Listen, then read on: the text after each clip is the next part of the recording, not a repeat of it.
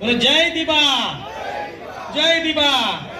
शेतकरी संघटनेचा, शेतकरी संघटनेचा, भूमिपुत्र एकजुटीचा, भूमिपुत्र एकजुटीचा. गावदेवी माते की. कर्जमाफीचं काय झालं हे शेतकरी आता कधी असे विचारित नव्हते, पण शेवटी आता प्रत्येक माणूस सुज्ञ होत चाललेला आहे. तुम्ही आम्ही सगळे सुज्ञ होते. आपण आता हा आपला लढा आपल्यालाच उभारला पाहिजे. दुसरी गोष्ट, ज्या ज्या ठिकाणी म्हणजे अशा लोकांवर अन्याय होईल, तहसीलदाराकडनं होईल, प्रांताकडनं होईल, कलेक्टरकडनं होईल, त्याला संपर्क साधा तुम्ही. कारण तो एकटा असतो, एकट्या माणसाला लढण्याचं बळ नसते. आपण जर सगळे त्याच्या सोबत राहिलो तर निश्चितपणे त्याचे पाय मजबूत होतील. आणि भिवंडी तालुक्यामध्ये आपलं काम वाढलं. समजा जिथं जास्त प्रमाणात शेती होते तिथं नुकसान पण जास्त प्रमाणात होते. आता आपण बघतो, म्हणजे मी पण माझा भात शेतातला कापाचा तसाच ठेवला, तर रोज पाऊस पडतो. बरं, या पावसाला काय करणार तुम्ही? पावसाने किती झोडपलं, काय केलं, नुकसान केलं, काही बोलू शकत नाही. ते दैव आहे. याच्यातनं मार्ग काढण्यासाठी शेतकरी सबळ झाला पाहिजे. आणि शेतकरी सबळ होण्यासाठी त्याला संघटनेची जोड असायला पाहिजे. आपल्या संघटनेच्या मार्फत असं जोड द्या, आपण संघर्ष उभा करा. आपण आज या ठिकाणी एवढी लोक जमलेले आहेत की शेतकरी संघटनेची सभासद नाही, शेतकरी संघटनेवर प्रेम करणारे आहेत. पुढच्या वेळेला शेतकरी संघटनेचे सभासद एवढे असले पाहिजेत आणि प्रेम करणारे वेगळे असले पाहिजे. हे जर आपण केलं तर आपण काहीतरी करतो असा त्याचा अर्थ होईल. नाही तर आपण आलो, मिटिंगमध्ये भाषण केलं, 5,000 रुपयाची देणगी दिली, आपलं काम संपलं, असं नाही. तर आपण ज्यांच्या सोबत राहतो ते शेवटपर्यंत त्यांच्यासोबत आपण राहिलं पाहिजे. मी माझ्या वतीने, माझ्या पक्षाच्या वतीने तुमच्या सोबत राहील अशा प्रकारची तुम्हाला आश्वासन. खूप खूप धन्यवाद. आज 7 वर्ष तुम्हाला पूर्ण झाली आणि या 7 वर्षाच्या काळात एवढं लक्षात ठेवा, तुमचा लढा त्यावेळी महाशक्ती बरोबर होता आणि त्या महाशक्तीच्या विरोधात तुम्ही शेतकऱ्यांना जो भाव मिळवून दिला, हा तुमची सर्वात मोठी उपलब्धी आहे, एवढा लक्षात ठेवा. आणि काय काय 19-20 वाला काम नाही. लढायचं तर थेट लढायचं, नाही तर लढायचंच नाही. तुमच्यामध्ये आणि बालामामांमध्ये हीच गोष्ट कॉमन आहे. आणि खरोखर मी आज अरविंदाच्या मुलीला बघितला. अरविंद, तुम्ही काय आयुष्यात कमवला माहिती नाही, पण नक्की तुमची मुलगीला एक संस्कार आहेत. कारण की ती उतरल्यानंतर ती जी ढासाढासा लढली तुमचा विषय काढल्यानंतर, खरोखर हे देवाने तुम्हाला दिलेला मोठा वरदान आहे, एवढं लक्षात ठेवा. आज अनेक प्रश्न तुम्ही शेतकरी संघटने म्हणून अनेक प्रश्न घेतलेले आहेत. ज्यावेळी लढा झाला त्या लढ्यामध्ये तुमच्याकडे पैसा नव्हता, सत्ता नव्हती, काही नसताना देखील तुम्ही मला वाटते 4 सीट निवडून आणल्यात, बरोबर आहे का नाही? आणि थोडक्यात मला वाटते काही 5 मताने, काही 7 मताने असा सीट लढा दिलेला आहे. पण एवढं लक्षात ठेवा, त्यावेळी फक्त बालामामा म्हणून नाव होता, यावेळी खासदार बालामामा देखील तुमच्या पाठीमागे आहेत. त्यामुळे ती ताकद तुमच्यामध्ये आहे. तुम्ही आज बालामामा काही कारणामुळे येऊ शकले नाही, पण नक्कीच मी एक गोष्टीची ग्वाही देतो, कधीही संकटकाली बालामामा त्यावेळी देखील होते तुमच्या सोबत आणि आज देखील खुलेआम तुमच्या सोबत आहेत. त्यामुळे मी तुम्हाला ग्वाही देतो की काही असेल, कुठलेही प्रश्न असतील, माझ्याजवळ या, शेतकरी संघटनेजवळ या, बालामामाजवळ या, तुमचे नक्की पूर्ण करण्याचा आम्ही प्रयत्न करू, हीच ग्वाही देतो आणि माझे 2 शब्द संपवतो. जय हिंद, जय महाराष्ट्र. खूप खूप धन्यवाद. आज आपल्या जमिनी चालल्या, आपल्याला कोणीही वाली नाही. आज आपल्याला वाली पाहिजे, तर यासाठी आपल्याला स्वतःला तयार व्हावं लागेल. अधिकारी कोणाचेही नसतात, सर्वांनी सांगितलं सगळ्या गोष्टी. परंतु आजची परिस्थिती अशी आहे का काठीने काटा काढावा परी कळूच न द्यावा, ह्या ओवीला आपण धरून प्रत्येकानं तसं वागलं पाहिजे. आज आपण खरोखर एकजूट किती महत्वाची असते ही आज आमच्या प्रत्येकाच्या बघा तोडायला भरपूर जण आले. आज माझ्यावर जो काही झाला प्रकार देवाने तारलं, याच्या पलीकडे सुद्धा अजूनपर्यंत चालू आहे. परंतु प्रत्येकाचं मन तसं नसते, प्रत्येकाच्या मनात हे असतं. आज माझ्याबद्दल म्हणजे योद्धा शरण जात नाही म्हणून त्याला बदनाम केला जातो. मी आवर्जून सांगेन, प्रत्येक जणाची विचारसरणी तशी नसते. कोणाला कोणाचा मेसेज वाचून वाटतं सुद्धा की असं असेल, पण तुम्हाला मी सर्वांच्या लोकांसमोर सांगतो, माझी SI ती चौकशी लावा. जर दोषी आढळलं ना, हा गाव कायमचा सोडून जाईल. 1 रुपयाला जसं बोलला सुमित बोलला की मॉडेल पर वागणार नाही, संघटनेचं ब्रीदवाक्य आहे. मी त्याच्या पलीकडे जाऊन सांगतो, झिजणार पण आयुष्यभर विकणार नाही. कारण ही आमची प्रत्येकाची आज आन बान शान आम्ही जपलेली आहे. कारण संघटना हे नुसतं बोलण्यापुरती इतकं नाही हो, कारण फार कठीण असते चालवणं. आता विश्वास तले साहेबांनी सुद्धा सांगितलं, बऱ्याच लोकांनी सांगितलं का संघटना ओपन करणं फार सोपी गोष्ट आहे. आपले संजय वकील साहेब असतील, त्यांनी सुद्धा सांगितलं, परंतु चालवणं फार कठीण आहे. म्हणजे कठीण असताना आम्ही प्रत्येक जण एकमेकाला सावरून घेतो आणि पुढे सुद्धा याप्रमाणे सावरूनच घेऊ. आज विविध प्रश्न आपल्या डोक्यावर आहेत. आज भूमिपुत्र म्हणून आपण भांडतो. आज ओवळा माजिवडा परिसराला काय बिकट अवस्था आली, सिडको या साईडला आली, तिथं काय बिकट अवस्था झालेली आहे. आज आपल्या इथं प्रकल्प आले, आज दिवे अंजूर गावाने जमिनी तशाच ठेवलेल्या आहेत.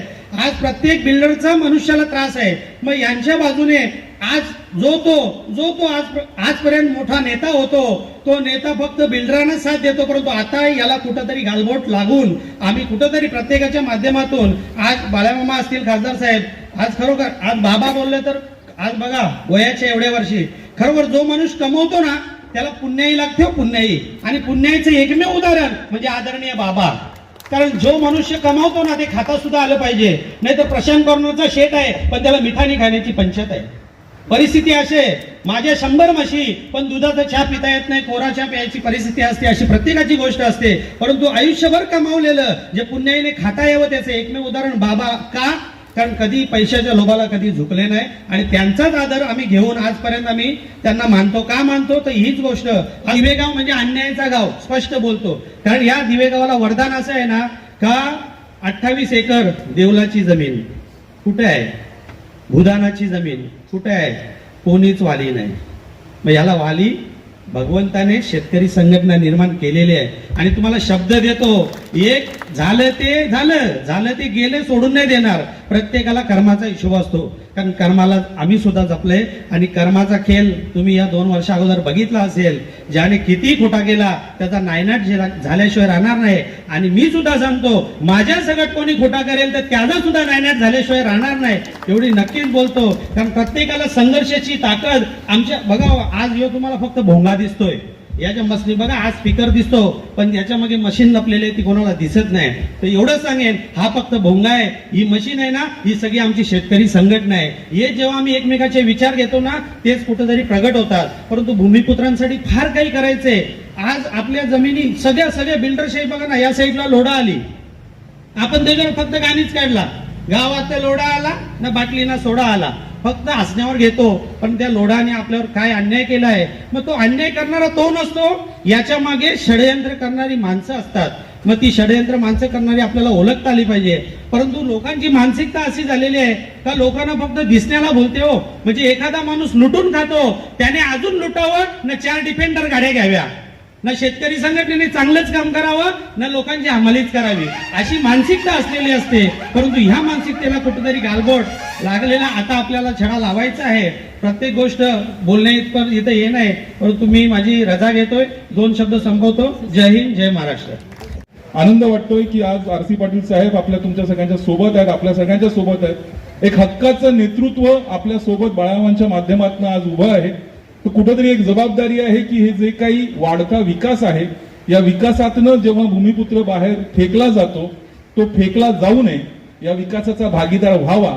येणाऱ्या काळामध्ये आता आमचा ठाण्यातलं नवी मुंबई जवळजवळ भरलेलं आहे, पनवेल परिसर, उरण परिसर जवळजवळ भरलेला आहे. आता पुढचं जी काही डेव्हलपमेंट आहे ती मोठी डेव्हलपमेंट येणाऱ्या 5 ते 7 वर्षामध्ये या भिवंडी क्षेत्रामध्ये येऊ घातलेली आहे. आणि त्या डेव्हलपमेंटमध्ये, त्या विकासामध्ये आपण भागीदार असलो पाहिजे. आपण प्रकल्पग्रस्त नव्हे तर आपण प्रकल्प मालक असलो पाहिजे. अशा पद्धतीची तयारी आपल्या सगळ्यांनी करण्याची आवश्यकता आहे. आणि म्हणून मला सांगावंसं वाटतं की शेतकरी संघटनेची अशा गोष्टींमध्ये एक फार मोठी जबाबदारी तयार होते. कारण की आपल्याला लोकांना शिक्षितही करायचं आहे, लोकांना त्यांच्या न्यायाची, अधिकाराबद्दलची जाणीवही करून द्यायची आहे, त्यांना लढण्यासाठी तयारही करायचं आहे, त्यांना लढवायचंही आहे, त्यांना जिंकूनही द्यायचं आहे. अशी भरपूर मोठ्या प्रमाणातली अगदी चतुरस्त्र पद्धतीची कामगिरी ही शेतकरी संघटनेला करावी लागणार आहे आणि मला खात्री आहे शेतकरी संघटना त्यासाठी सक्षम आहे. आमच्या माध्यमातून जी जी मदत लागेल, ज्या काही 5 जिल्ह्यातल्या संघटना आहेत त्यांची जी काही मदत लागेल ती मदत आम्ही नेहमी तुम्हा भिवंडीकरांबरोबर, तुम्हा अंजूर दिवेकरांबरोबर, आणि मला नेहमी एकदा एक गोष्ट सांगत असतो मी शेतकरी संघटनेला की ही संघटना फक्त एका गावापुरता किंवा पंचक्रोशीपुरता मर्यादित करू नका. तुमचं जे काही सिस्टमॅटिक काम आहे, ज्या पद्धतीने तुम्ही मंडळी काम करता, ही काम करायची पद्धत तुम्ही या भिवंडीतल्या पूर्ण तालुक्यापर्यंत पसरवण्याचा प्रयत्न करा. आणि भिवंडी तालुक्यात जितक्या जास्तीत जास्त पद्धतीने शेतकरी संघटनेच्या शाखा ओपन करता येऊ शकतील किंवा या समान धर्तीवरती आपल्याला विविध शेतकरी संघटना तयार करता येतील, अशा पद्धतीचा प्रयत्न शेतकरी संघटनेने करावा अशी मी त्यांना विनंती करतो. आणि त्यांच्या या लढ्यामध्ये आम्ही सगळे त्यांच्यासोबत आहोत आणि त्यांचा शुभेच्छा देतो आणि इथेच थांबतो. जय हिंद, जय महाराष्ट्र, जय भूमिपुत्र, जय दिवा. धन्यवाद. या सभेला किती कलाकार हजर आहेत बघा. कलाकार शशिकांत पाटील, सुनील पाटील, सुधीर पाटील, रोहन पाटील, महिला ग्रामपंचायतच्या सदस्य आणि इतर अपंग लोक आहेत त्यांचा सत्कार. आणि या संपूर्ण परिसरामध्ये मी पाहतो दिवे गाव म्हणजे काय, एक गाव आला. पण आज या संघटनेच्या माध्यमातून माझ्या मागे किती गाव आहेत. खारबाव आहेत, तेवणी दिवा आहे, मानकुली आहे, सुरे आहे, भरोडी आहे आणि कारवार आहेत. अनेक गावचे सरपंच, उपसरपंच आज आपल्याला या मैदानामध्ये पाहायला मिळेल. आशीर्वाद देण्याकरता हे सर्व आले. तुमच्या अध्यक्षांनी खरोखरच त्याने तर सत्कारच केला शेतकरी संघटनेत, कारण त्याला हे काम आवडलं. हे त्यानं ना सगळ्या जिल्ह्यामध्ये कामाची शासकी झाली म्हणून आज त्यांचा सत्कार. आणि वास्तविक आपण त्याने आमचा सत्कार करण्यापेक्षा आम्ही त्यांचा सत्कार करायला पाहिजे हे माझ्या मनामध्ये होतं. ही पत्रिका वाचल्यानंतर मी 2 वेळा शंका केली की ह्या लोकही आमच्या लोकांचा सत्कार केले, वास्तविक तुमचा सत्कार आम्ही करायला पाहिजे. की या शेतकरी वर्ग संघटना तयार झाली, त्या संघटनेच्या माध्यमातून अनेक प्रश्न आपल्याला लाभलेले आहेत. या गावाला ज्या जागा काही गेल्यात ते पूर्वी काही इथे या मिटिंगमध्ये मला वाटतं 7 लाख रुपये एकरचा भाव चालला होता, परंतु लढा दिल्यानंतर 11.5 पर्यंत आपण पोहोचलो. आणि मग आता बुलेट ट्रेन करता आपली 25 लाखाची मागणी आहे.